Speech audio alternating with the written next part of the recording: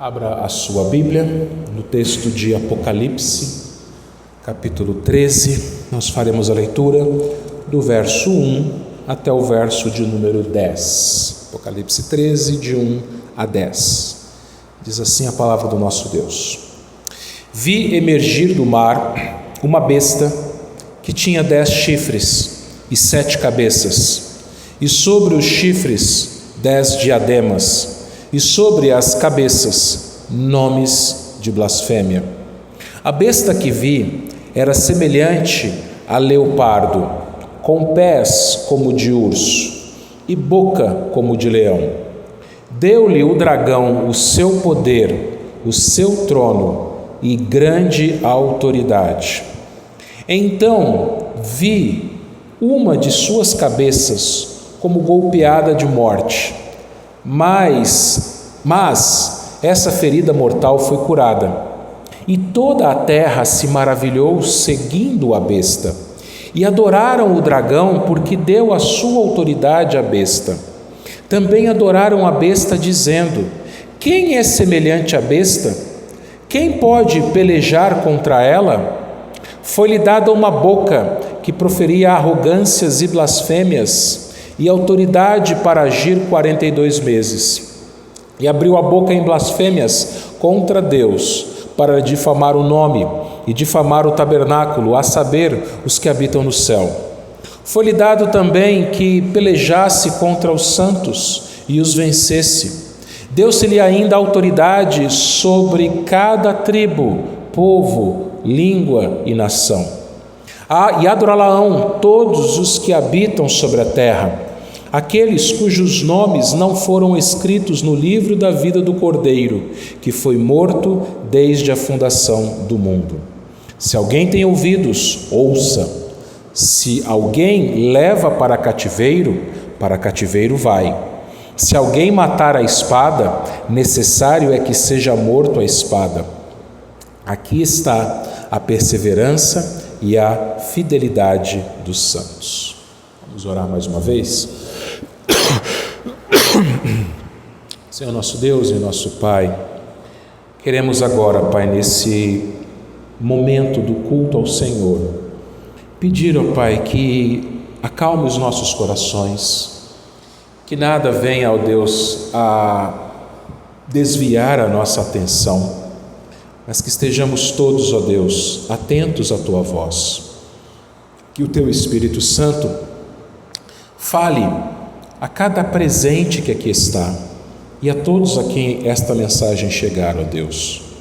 Que, ó Deus, o Teu povo seja alimentado, seja edificado, seja ensinado aqui nesta noite. Que o Teu Evangelho seja pregado, Senhor Deus. E que, ó Deus, vidas sejam transformadas. É isso que nós te pedimos em nome de Jesus. Amém. Domingo passado, nós iniciamos o nosso sermão citando a batalha mais sangrenta de toda a história, que foi a Batalha de Stalingrado, lá na antiga União Soviética. Nessa batalha, ocorrida entre 1942 e 1943, entre a Alemanha nazista, o eixo, e os aliados, especialmente o exército soviético, mais de 2 milhões de pessoas perderam suas vidas, tanto soldados como civis. E uma guerra não se faz sozinho. Você sabe que, você deve ter aprendido na escola, que a Segunda Guerra Mundial ela começou por causa da tirania e da loucura de um homem chamado Adolf Hitler. Mas ele não fez essa guerra sozinho. Muitas pessoas se aliaram a ele, tanto no meio militar como no campo das ideias. Então, uma guerra ela não se faz sozinho. Precisa de outras pessoas estarem juntas para guerrearem. E nós falamos domingo passado que nós vivemos em guerra. Falamos inicialmente, lá no capítulo 12 de Apocalipse, que depois que Jesus voltou para o céu, houve uma guerra no céu. E nessa guerra, 2 exércitos batalharam. Miguel, o arcanjo Miguel, o anjo principal, ele juntou os demais anjos e pelejaram contra o dragão, que é Satanás, e os seus anjos. E o dragão foi expulso do céu junto com os seus anjos. Ou seja, Satanás, ele vivia no céu até a volta de Cristo, até o retorno, aliás, a ascensão de Cristo ao céu. Depois que Jesus morreu, ressuscitou, ascendeu aos céus, sentou-se no seu trono à destra do Deus Pai, e ali houve aquela guerra angelical. E nesta guerra, o dragão, Satanás e os seus anjos foram expulsos do céu, só que eles não foram para o inferno. Nós falamos isso domingo passado. O diabo ele não está no inferno. O diabo ele não está sentado num trono vermelho, no meio de labaredas, reinando e cutucando lá as almas penadas com o seu tridente, como aparece em desenhos e também em filmes. Não. Biblicamente, nós vimos no texto de Apocalipse capítulo 12, que o dragão ele foi lançado para a terra. Então Satanás ele vive aqui na terra. Satanás e os demais demônios eles vivem aqui na terra. E qual é a função deles? O que eles fazem? Eles perseguem a igreja. Eles perseguem os cristãos. Ele já está derrotado. Não tem como ele vencer esta guerra porque ele já perdeu. Jesus venceu na cruz e Jesus venceu ao ressuscitar ao terceiro dia. Ele venceu o pecado na cruz e ele venceu a morte na ressurreição. Então o diabo não tem mais o que fazer. Não tem como lutar contra Cristo. Quem é ele? Quem é ele? Um simples anjo para lutar contra o Deus Todo-Poderoso. Mas Deus permite que Satanás e os seus demônios estejam um determinado tempo, ou seja, o tempo que lhes resta, aqui na terra para perseguir a igreja. Então, nós vivemos agora em guerra, uma batalha espiritual. Uma guerra espiritual está acontecendo neste exato momento e neste lugar.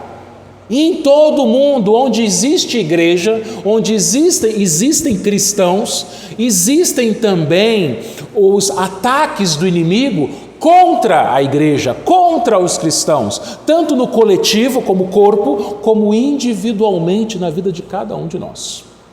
Só que como eu falei, a guerra, nenhuma guerra é feita sozinho. Satanás, ele usa sim, ele dispõe sim dos seus anjos, mas ele usa pessoas, ele usa instrumentos. E é sobre isso que eu quero falar com vocês hoje e domingo que vem a gente vai falar também na continuação do capítulo 13. Satanás, ele sabe que ele não reina, ele é chamado de o príncipe deste mundo, mas quem está no trono de verdade, conforme nós vimos lá no Salmo 113, é o Senhor. É o Senhor quem governa. É o Senhor que é soberano, nós acabamos de cantar. É o Senhor que é grande, nós cantamos também isso agora há pouco. É o Senhor quem governa. Satanás, ele tenta usurpar o lugar de Deus, mas é claro que ele não tem sucesso. E nós estamos, meus irmãos, desde o mês de julho do ano passado, meditado no livro de Apocalipse. Nós vimos, meus irmãos, que Apocalipse, ele foi escrito para quê mesmo? Vocês se lembram? Para dar esperança. Esperança a cristãos que sofrem especialmente a perseguição. Apocalipse foi escrito pelo apóstolo João. Ele mesmo havia sofrido perseguição. Havia o imperador romano da época, chamado Domiciano, ele perseguiu com muita intensidade a igreja de Cristo no final do primeiro século, lá na década de 90 do primeiro século. E muitos crentes foram presos, perderam seus bens, suas casas, seus empregos, Vários foram torturados e muitos, para falar a verdade, foram também mortos. João mesmo foi escaldado em óleo quente e de maneira miraculosa ele sobreviveu. Então, a mando do imperador Domiciano, João foi lançado numa ilha chamada Patmos para ficar lá e morrer. E naquela ilha, o Senhor Jesus Cristo revelou a ele como seria o fim, como será o fim. Para quê? Para dar esperança. Primeiro, para os membros das 7 igrejas da Ásia, que naquela época sofriam perseguição. E também para os membros de toda a igreja, durante toda a história a seguir, inclusive nós. Então, se você porventura estiver com ansiedade, com preocupações, se você porventura se perguntar o que vai acontecer, o que será de mim, o que será da igreja, o que será de nós, você precisa ler, estudar e entender o livro de Apocalipse. E meus irmãos, hoje eu quero falar a respeito da besta que emerge do mar. O que é uma besta? Besta é um monstro. E aqui João vai falar desse monstro. Acompanhe comigo a leitura, só que a gente precisa começar a leitura aqui no versículo 17 do capítulo 12. Esse último versículo, ele serve, aliás, como uma espécie de introdução, como se fosse uma dobradiça entre o capítulo 12 e o capítulo 13. Porque para a gente entender o capítulo 13, a gente tem que ler Apocalipse 12, 17. Então vamos lá, vamos ler 12, 17 e o 13, versículos 1 e 2. Diz assim, lá no 12, 17: Irou-se o dragão contra a mulher e foi pelejar com os restantes da sua descendência, os que guardam os mandamentos de Deus e têm o testemunho de Jesus, e se pôs em pé sobre a areia do mar. Vi emergir do mar uma besta que tinha 10 chifres e 7 cabeças, e sobre os chifres 10 diademas, e sobre as cabeças nomes de blasfêmia. A besta que vi era semelhante a leopardo, com pés como de urso e boca como de leão. E deu-lhe o dragão o seu poder e o seu trono e grande autoridade. João aqui, ele descreve um monstro, uma besta. É claro aqui que, vamos lembrar, Apocalipse você não pode ler Apocalipse e entendê-lo de maneira literal. Você não vai, se uma criança ler isso daqui, ela vai desenhar um monstro com 7 cabeças, com 10 chifres, com pés de urso e todo o restante que é narrado aqui. Mas a gente tem que pensar que isso aqui é simbólico. Tudo isso daqui é simbólico. João, ele está, meus irmãos, demonstrando a ferocidade, a violência desse monstro. João aqui ele está apontando para um texto do Antigo Testamento, que é o texto de Daniel capítulo 7. Lá em Daniel 7, Daniel ele não vê uma besta com características de 4 animais diferentes, que ele fala aqui leopardo, semelhante a leopardo, com pés de urso, boca de leão, 3 animais no caso aqui. Não, lá em Daniel são 4 animais diferentes. Um que parece leopardo, outro que parece urso, outro que parece leão e o outro que é tão horroroso que ele não tem nem como descrever. E esses 4 animais de Daniel eram 4 reinos consecutivos que pela história iriam governar o mundo, a saber, primeiro, Babilônia. Babilônia foi a grande nação que dominava o mundo nos dias de Daniel, depois a Medo-Persa, depois a Grécia e depois Roma. Foram os 4 grandes impérios. Mas aqui, João não está se referindo a nenhum governo específico. Daniel sim, mas João não estava referindo-se a nenhum governo específico, mas a todos os governos do mundo por toda a história que receberam do próprio dragão, do próprio Satanás, poder, o seu trono e grande autoridade. Então, o que João está mostrando aqui para a gente? Que os governos do mundo, eles receberam a autoridade do próprio dragão. No caso aqui, vamos pensar, João estava escrevendo para os nossos irmãos lá das 7 igrejas da Ásia. Então ele está falando o seguinte: olha, vocês estão com medo do imperador Domiciano, mas ele é um instrumento do dragão. As pessoas que fazem mal contra a igreja, elas são instrumentos do dragão. É isso que João está falando aqui. E geralmente, estas pessoas, elas estão em posição de autoridade. O que é isso daqui?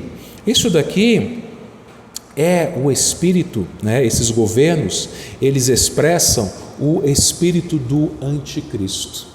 O que é o anticristo? Anticristo é aquele que quer se colocar no lugar de Cristo. Ele se opõe a Cristo e ele quer se colocar no lugar de Cristo.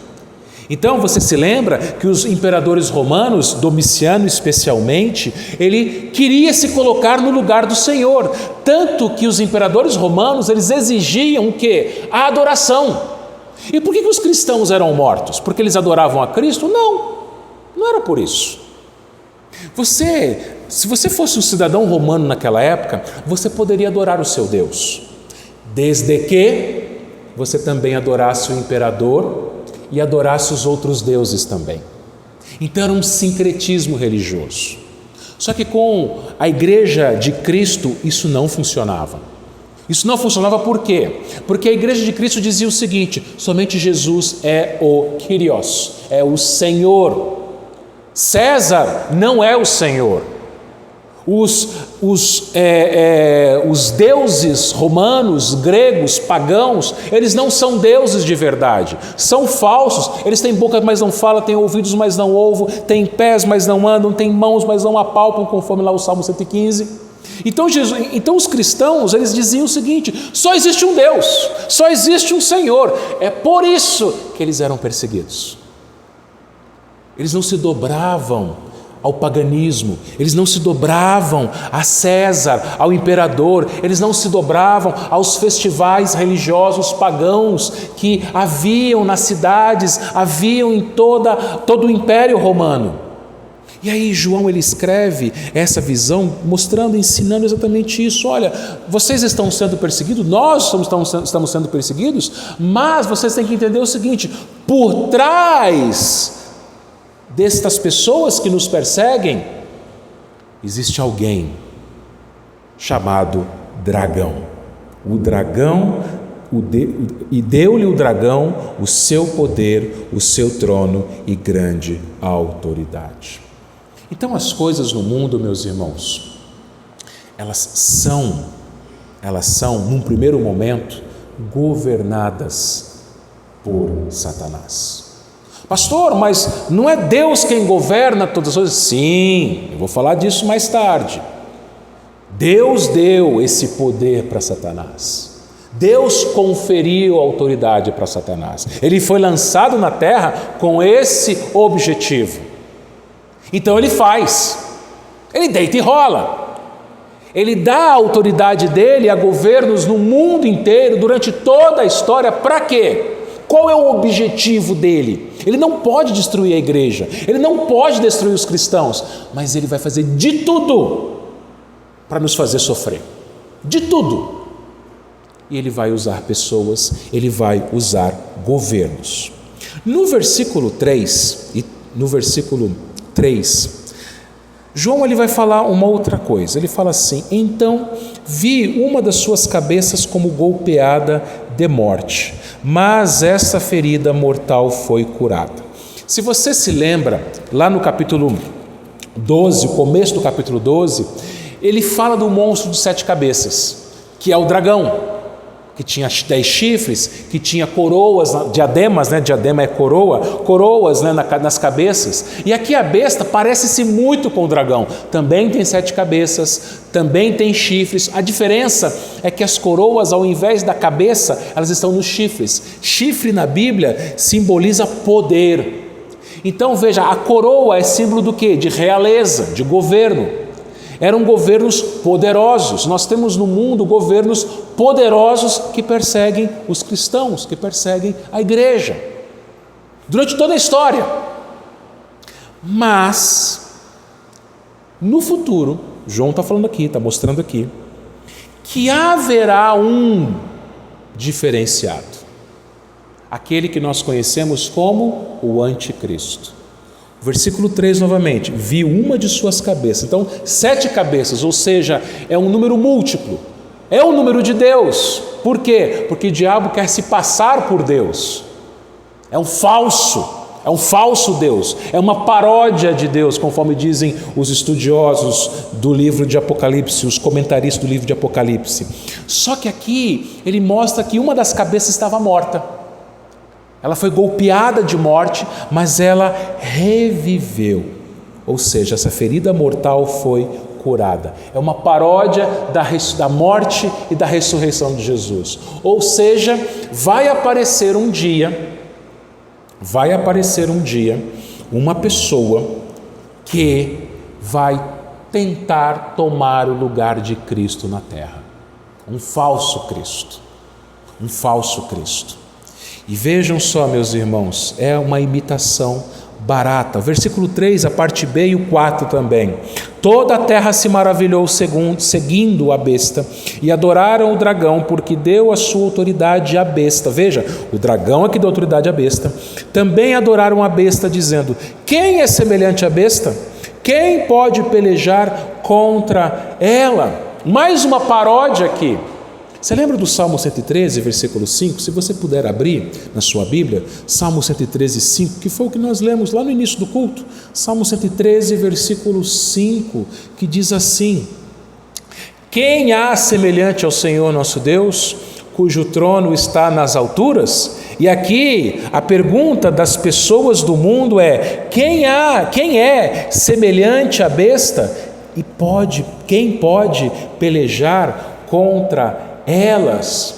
Então, meus irmãos, veja, esta pessoa, que é a cabeça que estava morta e que reviveu, que vai parodiar Cristo, que vai ser o anticristo e vai fazer até mesmo milagres, a gente vai ver, essa pessoa, ela vai ser adorada por toda a terra, por todas as pessoas da terra. E ela vai levar essas pessoas a adorarem, diz aqui o versículo 4, o próprio dragão, que é Satanás. Adorando a besta, vão adorar o dragão. Isso já acontecia nos dias de João, em que as pessoas adoravam o imperador romano, e assim adoravam Satanás. Mas aqui é uma pessoa específica. O versículo 5, aliás, e 6, diz que foi-lhe dada uma boca que proferia arrogâncias e blasfêmias e autoridade para agir 42 meses. E abriu a boca em blasfêmias contra Deus para lhe difamar o nome e difamar o tabernáculo, a saber, os que habitam no céu. Ou seja, esta besta, no todo, ela tem um tempo de ação, né? Ela blasfema contra Deus, ela blasfema contra a igreja de Deus, né? O tabernáculo, especialmente contra aqueles que já estão no céu, ok? E ela tem um tempo de atuação, e esse tempo a gente já viu aqui, nos nossos estudos de Apocalipse. Qual é o tempo? 42 meses. Mas você se lembra que eu falei, inclusive agora há pouco, que você não pode interpretar de maneira literal, porque aqui ele está se referindo a um tempo específico, não exatamente 42 meses. Às vezes ele vai falar em 42 meses, tem hora que ele vai falar em 3 anos e meio, e às vezes ele vai falar em 1260 dias, é tudo igual. 42 meses é igual a 1260 dias, que é igual a 42 meses, que é igual a 3 anos e meio. Mas olha uma coisa que interessante, meus irmãos, que a gente precisa entender. Por que esse número? Por que 3 anos e meio? 3,5, você que é bom em matemática, 3,5 é metade de que número? 7. 7 é o número de quem? É o número de Deus, é o número da perfeição. A quem pertence o tempo? A Deus. O que Deus fez com o tempo entre a ressurreição de Cristo e a sua segunda vinda. Ele dividiu em duas partes. Lá no capítulo 11, que nós já estudamos, nós vimos 2, 3,5. Nós vimos 3 anos e meio e depois 3 dias e meio. O que são os 3 anos e meio? Metade de 7. É o tempo em que a igreja prega o evangelho. E ao mesmo tempo é o tempo em que o dragão, através da besta, persegue a igreja. Que tempo é esse? É o tempo entre a ressurreição de Cristo e o aparecimento do anticristo. Nesse tempo, a gente vai ver aqui mais à frente, o versículo 7 diz: foi-lhe dado também que pelejasse contra os santos e os vencesse. Lembra do capítulo 11? Que eles iam matar as 2 testemunhas, iam fazer uma festa, porque praticamente não ia ter mais cristão na terra. Lembra que eu falei que a igreja vai desaparecer da terra, a igreja como instituição, igrejas locais. Esse templo aqui não vai existir mais, será destruído.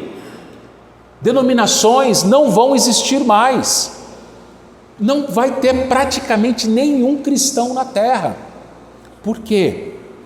Porque esta pessoa vai liderar a terra numa perseguição global contra a igreja.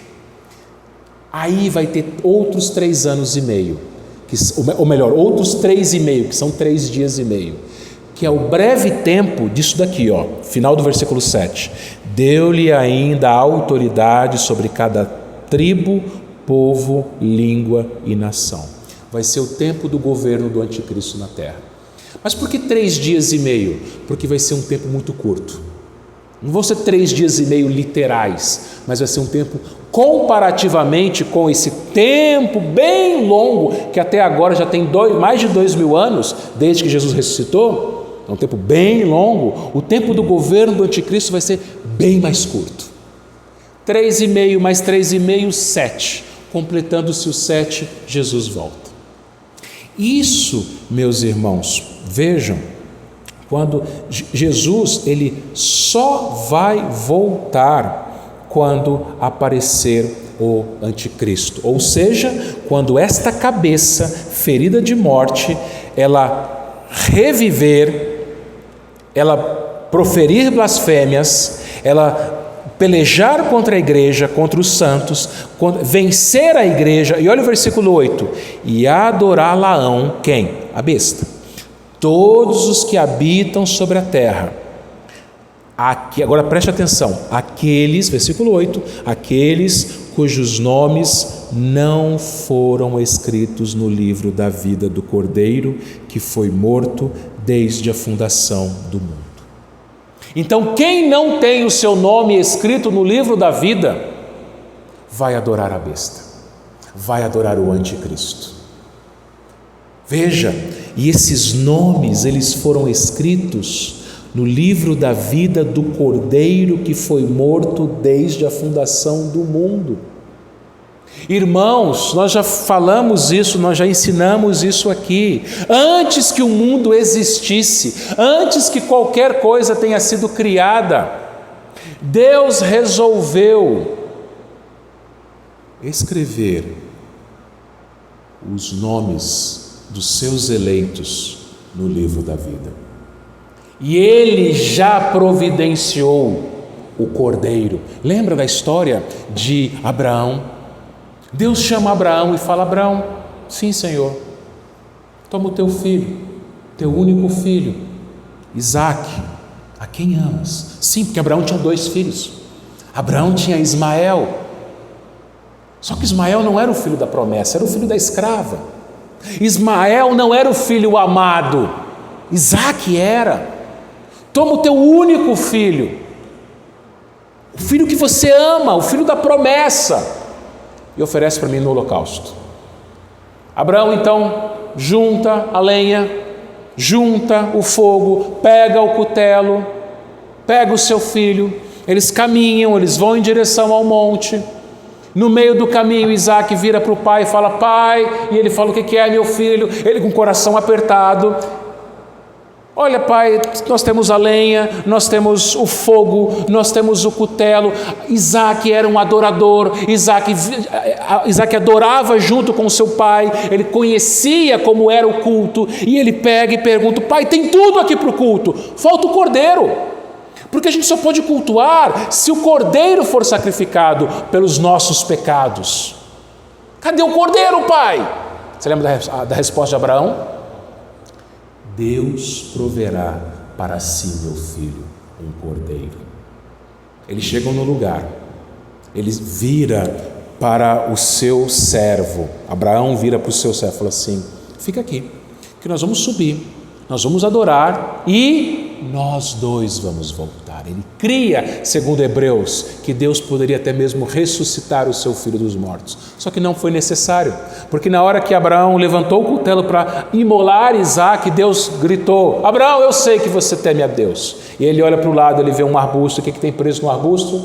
Um cordeiro. E aquele cordeiro preso no arbusto apontava para o cordeiro morto na cruz.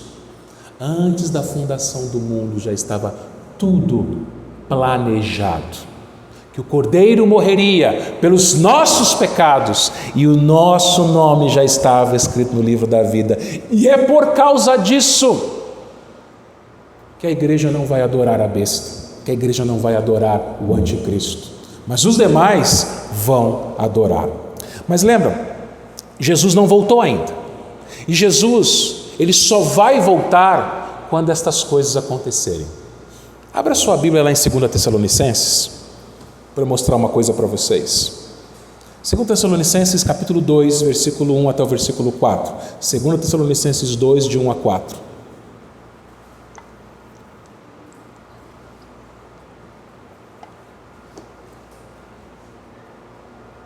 Olha o que diz a palavra de Deus nas palavras do apóstolo Paulo. 2 Tessalonicenses 2, de 1 a 4.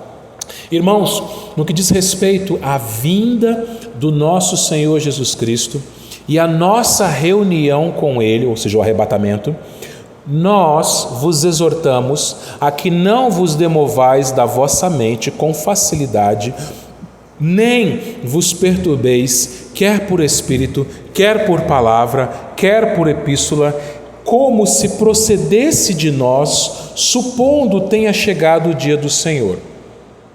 Ninguém de nenhum modo vos engane. Agora preste atenção, porque isto que? O dia do Senhor, né? A vinda do nosso Senhor Jesus Cristo e a nossa reunião com Ele. Porque isto não acontecerá sem que primeiro venha o quê? A apostasia e seja revelado o homem da iniquidade, o filho da perdição, o qual se opõe e se levanta contra tudo que se chama Deus ou é objeto de culto, a ponto de assentar-se no santuário de Deus, ostentando-se como se fosse o próprio Deus. De quem que Paulo está falando aqui? Da mesma pessoa que João está falando aqui. Aquela cabeça da besta, que estava ferida de morte, que reviveu e que agora é adorada como se fosse Deus. Então a gente tem que entender uma coisa: quando é que Jesus vai voltar? Paulo fala de duas coisas. Primeiro, a apostasia.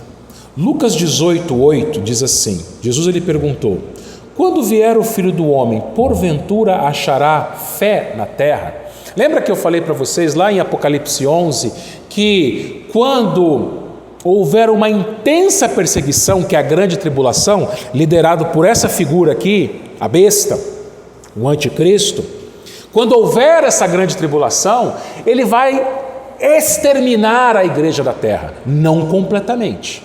Ficarão pouquíssimos crentes, pouquíssimos cristãos, certo? Porque haverá uma grande apostasia. Muitas pessoas, na hora da perseguição, vão negar a fé. Na hora da perseguição, porque vejam, meus irmãos, é muito fácil ser um cristão nos dias de hoje, aqui no Brasil. Aqui no Brasil nós não temos uma perseguição como nos dias do apóstolo João, ou hoje mesmo, como em países onde a igreja é perseguida. Nós não sabemos o que é isso. Então, na hora do aperto, muitas pessoas que estão dentro da igreja, muitas pessoas que foram batizadas, professaram sua fé, são membros de igreja, muitas delas têm até cargos na igreja, elas na hora do aperto, na hora que colocarem a faca no seu pescoço, na hora que ameaçarem elas perderem tudo, elas vão negar Cristo. Elas vão negar Cristo. Esta é a apostasia. Pessoas que você pensava, que sentava do seu lado no banco da igreja e que você pensava que era um irmão, na hora da perseguição, nesta hora aqui do versículo 7 de Apocalipse 13, foi-lhe dado também que pelejasse contra os santos, porque quem não é santo, quem não tem fé, quem abandonar a fé, ele não vai pelejar. Claro. Como eu já disse, Satanás, ele não se preocupa com quem já é dele. Satanás, ele não persegue quem já é dele. Ele persegue quem não é dele. Quem pertence a Cristo. Quem tem o seu nome escrito no livro da vida do Cordeiro, que foi morto desde a fundação do mundo. Porque os santos verdadeiros, eles não vão apostatar. Os santos verdadeiros, eles vão dizer: pode me matar, mas eu não nego a Cristo. Pode tirar tudo de mim, eu não nego a Cristo. Pode me torturar, eu não nego a Cristo. Ele foi morto por mim. O que é o martírio perante o que ele sofreu na cruz? Não é nada. Então, vai haver uma grande apostasia, meus irmãos. Muitas pessoas vão abandonar a fé, uma fé falsa, porque uma fé verdadeira não é abandonada, porque a fé, diz Paulo aos Efésios, é dom de Deus. Então, uma fé verdadeira, ela nunca vai ser apostatada, ela nunca vai ser abandonada. Um cristão verdadeiro, ele nunca vai perder a sua salvação, deixar a sua fé. Por quê? Porque quem dá a fé é o próprio Deus, Efésios 2:8. A fé é dom de Deus, é presente, o Espírito Santo nos selou, então nós estamos garantidos. Agora, aqueles que professaram uma falsa fé, na hora que tiver esse ataque de Apocalipse 13, 7, eles vão falar assim: não, vamos mudar de lado. Na hora que a faca for no pescoço, na hora que a arma for na cabeça, na hora que forem confiscar seus bens, estamos aqui para confiscar os seus bens. Por quê? Qual foi o meu crime? Você é cristão? Não, então sendo assim, veja bem, então não sou mais cristão. Vai acontecer isso em massa, uma grande apostasia. Lembre-se das palavras de 1 João 2:4, que nós lemos na liturgia, 1 João 2:4. Aquele que diz, eu o conheço, e não guarda os seus mandamentos, é mentiroso, e nele não está a verdade. Muitas pessoas dizem, eu conheço a Cristo, mas na hora da perseguição, elas vão faltar com a verdade. Segunda coisa que vai acontecer antes de Jesus Cristo voltar, segundo Tessalonicenses, que nós lemos lá, a revelação do anticristo, que é chamado de homem da iniquidade e filho da perdição. É uma pessoa, não é um sistema, é uma pessoa. A besta são governos em toda a história, desde a ressurreição de Cristo até o final. Essa é a besta. Mas a besta, ela vai se personificar numa pessoa no final, que é essa cabeça ferida de morte. Esta pessoa, que é o filho da iniquidade, o filho da perdição, o homem da iniquidade, essa pessoa vai tomar todo o mal sobre si, vai ser a encarnação do mal. Pensa numa pessoa má. Ninguém é tão mau quanto poderia ser, até aparecer essa figura. Essa pessoa vai ser tão mal como alguém pode ser. Aí sim Jesus vai voltar. Depois que essa pessoa liderar a terra, liderar o mundo na perseguição à igreja, vai haver uma grande apostasia, muitos falsos crentes vão abandonar a fé, os crentes verdadeiros serão mortos, e vai praticamente desaparecer a igreja da terra. E ele vai governar por um tempo, e ele será adorado por esse tempo, meus irmãos. Veja, volte para o versículo 7 aqui, Apocalipse 13, 7. Foi-lhe dado também que pelejasse contra os mortos e os vencesse. Deu-se-lhe ainda autoridade sobre cada tribo, povo, língua e nação. Esta pessoa vai governar toda a terra. Um governo mundial vai acontecer. Nós não teremos mais nações separadas, governos separados, presidentes, primeiros ministros, reis, cada um na sua nação. Haverá um governo global. E nesse governo global, todas as pessoas que não têm o seu nome escrito no livro da vida vão adorar esse homem. Aí sim Jesus volta. Eu quero concluir com algumas aplicações, meus irmãos. Essas coisas elas não devem nos assustar. Parece que assusta, né? Realmente, é assustadora. Mas se você é um cristão de verdade, você não precisa ficar assustado. Você precisa entender aqui 4 coisas, 4 aplicações.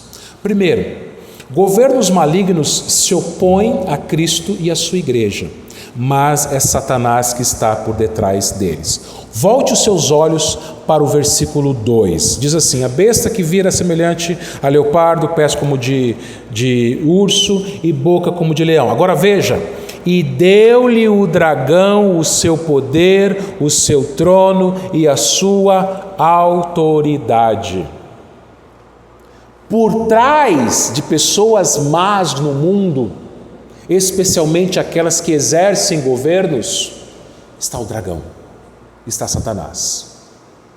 Então, a nossa luta não é contra carne ou sangue, mas é contra principados e potestades. A nossa luta, ela não é física, é espiritual. Por isso que você tem que orar muito, pedindo ao Senhor que te livre desses ataques, que te dê forças para resistir a esses ataques, porque esses ataques eles não são humanos, eles são diabólicos. Todo mundo conhece a oração do Pai Nosso, todo mundo aqui sabe orar essa oração. E tem um trecho da oração que ele diz assim: livra-nos do mal. Que mal é esse? Sabe que mal é esse na língua grega? É maligno. Não é um mal que algo de mal aconteça comigo. Um acidente, sei lá, alguma outra coisa má que aconteça comigo. Não, o mal ali é a pessoa do mal, o maligno. Porque o maligno vai usar os seus soldados, aqueles que não têm o nome escrito no livro da vida, para nos atacar. Senhor, livra-nos destes. Senhor, quando eu for atacado por eles, me dê força, me dê paciência, me ajude, Senhor Deus, a resistir, meus irmãos. Satanás, ele ataca muito intensamente, como nós vemos, por exemplo, alguns dias atrás, os cristãos mortos na Síria, cristãos atacados em Camarões, escolas cubanas, tudo isso que eu estou falando aconteceu só no mês de março. Escolas cubanas rejeitando alunos cristãos. Em Cuba tem escolas públicas, que se você é cristão, seu filho não pode estudar. Em Cuba, governo comunista. Mulheres cristãs presas no Irã, pastores perseguidos na Nicarágua, igrejas fechadas por guerrilheiros na Colômbia. Isso sem falar na intensa perseguição nas nações islâmicas e nos países comunistas. Tudo isso está acontecendo. Tudo isso está acontecendo. E a coisa só vai piorar. Não pense que a coisa vai melhorar. O amanhã será melhor. Não, não vai. Se você ler a sua Bíblia, se você estudar a sua Bíblia, você vai ver que as coisas não vão melhorar. Por quê? Porque você não está em casa. Eu morei num lugar que, para chegar neste lugar, você tinha que pegar várias estradas, e a última estrada era pior. Era uma serra, com curvas fechadas, sem acostamento, estrada estreita e com muitos buracos. O final da estrada era o pior.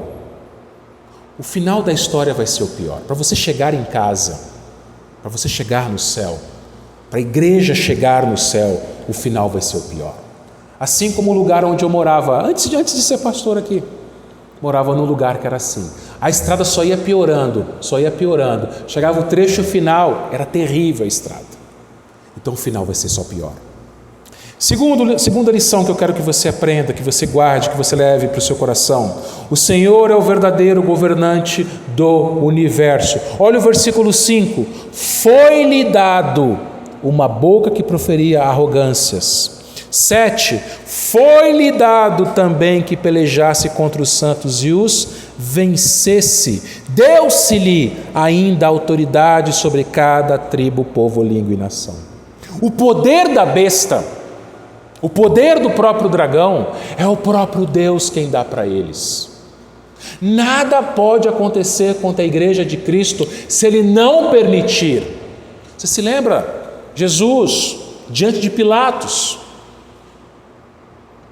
Pilatos pergunta a Jesus. Jesus não responde. Pilatos então olha para Jesus e fala assim: você não me responde? Você não sabe que eu tenho autoridade para matar você e para te deixar vivo? Lembra da resposta de Cristo?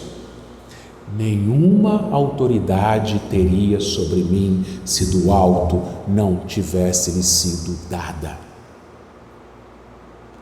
O mal só pode acontecer com a autorização de Deus e tem os seus propósitos. Nós vimos hoje de manhã mesmo aqui quando nós falamos sobre provações.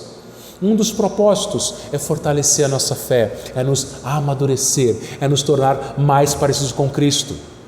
Então lembre-se o seguinte: esta guerra não é uma guerra para ver quem vai sair vitorioso. Não é uma guerra, vamos ver quem vai vencer, Deus ou o diabo, como se os dois estivessem num ringue, como se os dois exércitos estivessem lutando de igual para igual. Não! Nesta guerra, Satanás e os seus demônios já estão derrotados. E eles só fazem o que eles fazem porque Deus lhes deu autorização, poder, autoridade para que fizessem o que eles fazem. E lembre-se, você tem um Deus que está no trono e esse Deus, Ele ama você. O diabo usou pessoas para enviarem Jesus para a cruz. Usou Judas Iscariotes, usou as autoridades judaicas, as autoridades romanas, usou o próprio povo hebreu ali para gritar, crucifica, para zombar, os soldados romanos para zombarem de Cristo e para crucificá-lo. O próprio diabo usou tudo isso, mas acima dele estava o Senhor, porque era propósito do Senhor que o cordeiro fosse morto. Então lembre-se, por mais caos que aconteça, o Senhor reina. Terceiro, o Senhor guardará os seus eleitos. Mais uma vez, o versículo 8, que é um dos versículos mais bonitos da Bíblia. Se você puder, sublinhe, grife este versículo. Principalmente a parte final: adorá-la-ão todos os que habitam sobre a terra, aqueles cujos nomes não foram escritos no livro da vida do Cordeiro que foi morto desde a fundação do mundo. O Senhor te guarda porque o seu nome já está escrito e não dependeu de você. Deus não olhou para você e falou assim: esse aqui merece escrever o nome do livro da vida. Esse aqui eu gostei, fez boas obras. Esse aqui, olha, esse daqui eu me agradei dele. Não! Antes da fundação do mundo, Deus já registrou os nossos nomes no seu livro. Ele já havia providenciado o Cordeiro para morrer em nosso lugar. Agora pense comigo, se Ele fez isso antes da fundação do mundo, por que Ele não te guardaria? Por que Ele não estaria com você todos os dias? O Senhor Jesus Cristo, lá no final do Evangelho de Mateus, capítulo 28, Ele disse o seguinte aos seus discípulos: eis que estou convosco todos os dias, até a consumação dos séculos. Todos os dias. Amanhã é segunda-feira, Ele vai estar com você. Na terça, Ele vai estar com você. Na quarta, na quinta, até o seu último dia, Ele estará com você. Todos os dias, sem falhar um. Ele te guarda, Ele te ama. Seu nome já está lá registrado. Você não precisa temer o futuro, temer governos maus, temer pessoas más. Você não precisa temer enfermidades, desemprego, crises, nada, nem o diabo você precisa temer, porque o seu nome já está escrito no livro da vida. Você está guardado nas mãos dele, e ninguém vai tocar em você, mesmo que você morra.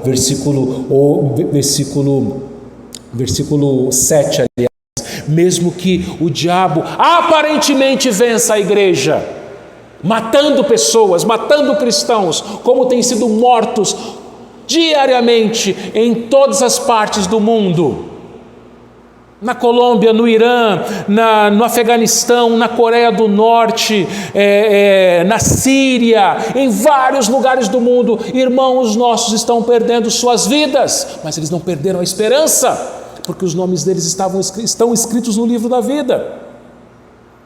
Então lembre-se dessa terceira lição: o Senhor guardará os seus eleitos, meus irmãos.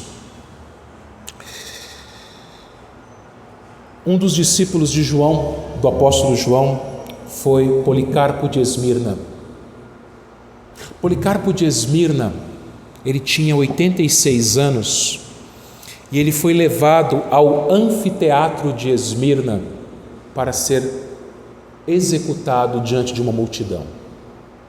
O procônsul ameaçou Policarpo e disse: negue a Cristo, que você será livre, você pode ir para casa. Policarpo respondeu: há 86 anos sirvo a Cristo e Ele nunca me fez mal. Como quereis que eu negue o meu Deus e Salvador? Depois, o procônsul ameaçou ele novamente. Falou: eu vou te queimar vivo. Resposta de Policarpo: você me ameaça com fogo que dura um momento e depois se apaga. Isso mostra que você ignora o julgamento que nos espera e que tipo de fogo inextinguível aguarda os ímpios. O que você está esperando? Passe a sentença que quiser. Policarpo, 86 anos, foi amarrado numa estaca, jogaram óleo nele e acenderam o fogo. Peça coragem para Deus, coragem para testemunhar. Não tenha medo, Ele te guarda. Mas e se eu testemunhar eu vou perder meu emprego? Ele vai te dar um novo emprego. Se eu testemunhar eu vou perder amizades, Ele vai te dar novos amigos. Se eu testemunhar eu posso ser perseguido, Ele vai te guardar na perseguição. Tenha coragem, coragem de falar, coragem de viver, coragem de ser um cristão de verdade, onde quer que onde Deus colocou você, lá na sua escola, no seu trabalho, na sua família, na sua rua, onde Ele te colocou, testemunhe. Tenha coragem. E por fim, persevere em santidade. Os dois versículos finais, versículo 9 e 10. Se alguém tem ouvidos, ouça. Se alguém leva para o cativeiro vai. Se alguém matar a espada, é necessário que seja morto a espada. Aqui está a perseverança e a fidelidade dos santos. Aqui, João chama a atenção dos seus leitores. Ele fala no versículo 9: se alguém tem ouvidos, ouça. Ele fala assim: preste atenção o que eu vou falar. Você tem ouvido? Então escuta o que eu vou falar para vocês. E aí ele faz uma citação no versículo 10 de Jeremias 15, versículo 2 e também Jeremias 43, versículo 11. E nessa citação, Deus estava falando para o povo lá do Antigo Testamento que aquilo que eles fizeram, eles receberiam em troca. Ou seja, eles iam para o cativeiro. Muitos deles seriam mortos. Mas aqui a aplicação é outra. Ele fala assim que quem vai para o cativeiro, quem leva para o cativeiro vai. Quem mata a espada, é necessário que seja morto a espada. O que o Senhor está nos ensinando aqui no versículo 10? Que o cristão ele não deve pagar com a mesma moeda. Olha, se eles vão maltratar você, se eles vão te levar para a prisão, o cativeiro, se eles vão matar você, a espada, não pague na mesma moeda. Não revide, não se vingue. Então vão nos atacar? Vamos nos vingar. Não se vingue. Deus é o Deus vingador. Nós não podemos nos vingar. Nós devemos perseverar, é o que ele fala no finalzinho. Esta é a perseverança e a fidelidade dos santos. Jesus ele ensinou que se baterem em uma face, oferece a outra. Se tomarem a túnica, ofereça a capa. Orar pelos inimigos. Isso que o Senhor nos ensinou a fazer. E deixa que Deus se vingue. Deus é que vai se vingar dos inimigos da igreja. É Deus quem vai julgar os inimigos da igreja.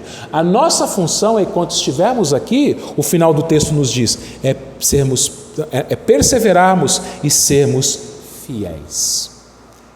Então, irmãos, o que a gente tem que fazer enquanto estas coisas acontecem? Não tema. Saiba que Deus te ama, Ele vai guardar você. Saiba que Deus está governando sobre todas as coisas. Tudo faz parte da vontade dEle. Testemunhe, fale, anuncie Jesus, fale do seu amor, da sua graça, mas também da sua justiça. Que Ele é santo e as pessoas precisam se arrepender dos seus pecados e crerem nele. Não tema o mal que possa acontecer com você, que vai acontecer. E saiba que você precisa perseverar, que você precisa viver em fidelidade, em santidade, para que assim, meus irmãos, logo em breve o Senhor volte. E quando Ele voltar, tudo isso daqui vai ter fim. Aí estaremos em casa. Aqui não é a sua casa. Não se acostume com os confortos deste mundo. Não se deixe levar pelas coisas que este mundo oferece, mas olhe para Cristo, olhe para o céu, caminhe rumo ao lar e viva em perseverança, fidelidade e santidade na presença dEle. Que Ele nos abençoe, irmãos. Amém.